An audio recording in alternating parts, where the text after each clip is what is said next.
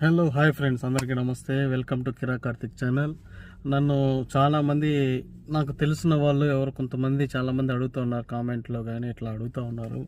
కువైట్కి రావాలంటే ఎలానా, వీసా ఎలా ప్రాసెస్, ఇంట్లోకి వీసాకి వస్తాము, ఇవన్నీ అడుగుతూ ఉన్నారు. నేను వాళ్ళకైతే ఒకటి చెప్పగలుగుతాను.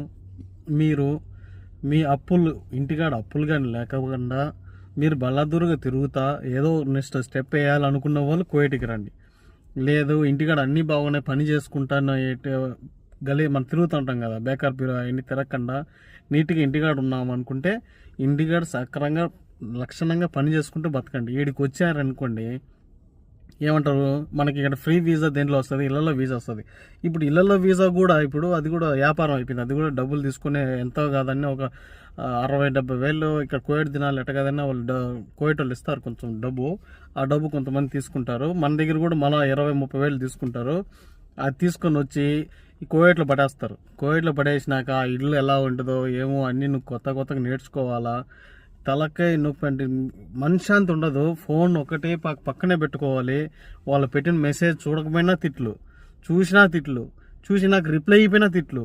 పొద్దున్నే లేచి తెల్లారితో లేచి చలి టైంలో ఇక్కడ ఇప్పుడు చాలామంది ఉన్నారు, పనిచేసే వాళ్ళు ఉన్నారు, కాదండాల. నన్ను పిలిచింది ఒక పనికి, నా దగ్గర చేయించుకునే పనులు చాలా 2 పనులు చేయించుకుంటున్నారు. కాబట్టి నేనేం చెప్తున్నా అంటే మీ అందరికీ, స్కాదిం వీసా కావాలంటే ఇళ్లలోకి రావద్దండి. ఇంటికాడ లక్షణంగా ఏదో ఒక పని చేసుకొని పిల్ల మెట్టలతో కానీ బంధువులతో కానీ అందరితో ఉండండి. ఇక్కడికి వచ్చారనుకోండి, చుక్కలు అంటే చుక్కలు కనబడతాయి మీకు అందరికీ, సరేనా? దీన్ని బట్టి మీకు చెప్పేది ఏంటంటే, మీరు ఖాదీం వీసాకి రావద్దండి.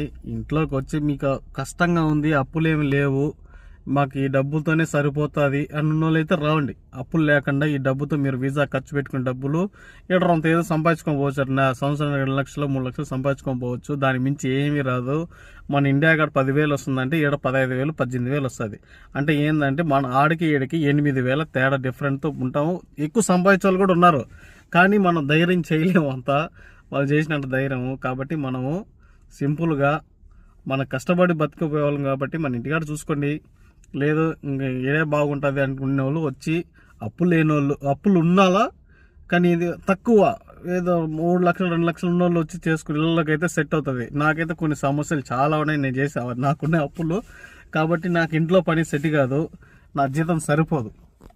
కాబట్టి నేనేమనుకుంటున్నానంటే, ఇంటికి పోయి మళ్ళీ ఇంటికాడ ఉందాము,